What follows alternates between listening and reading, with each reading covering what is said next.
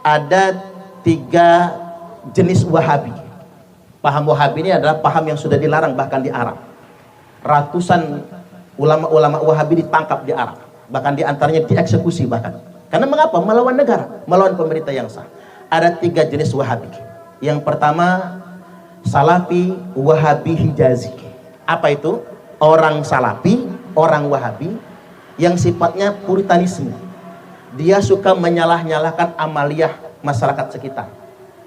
Tahlilan dituduhnya bid'ah, yasinan bid'ah, ziarah kubur dia haramkan, zikir habis sholat dia bid'ahkan.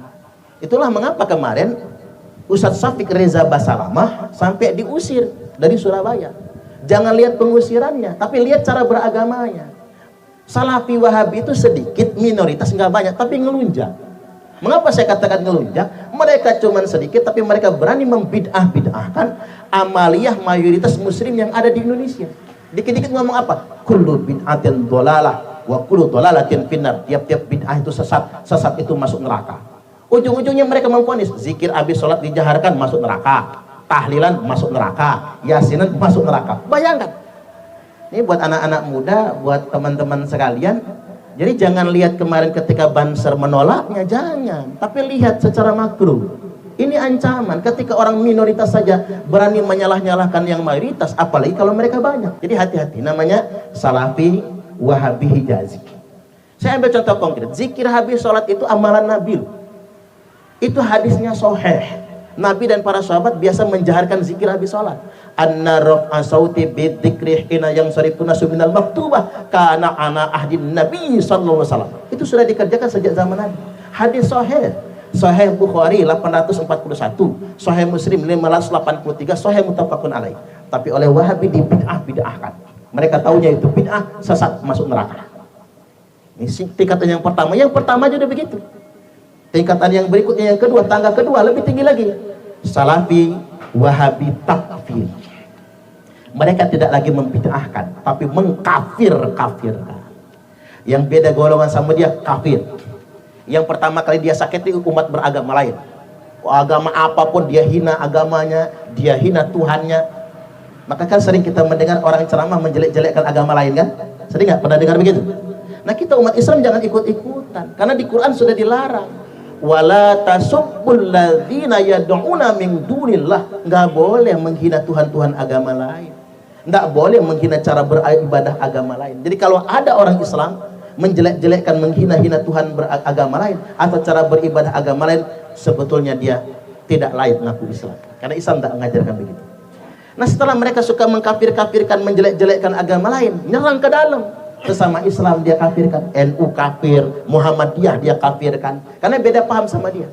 Contoh konkretnya apa? NII itu kan suka mengkafir-kafirkan orang.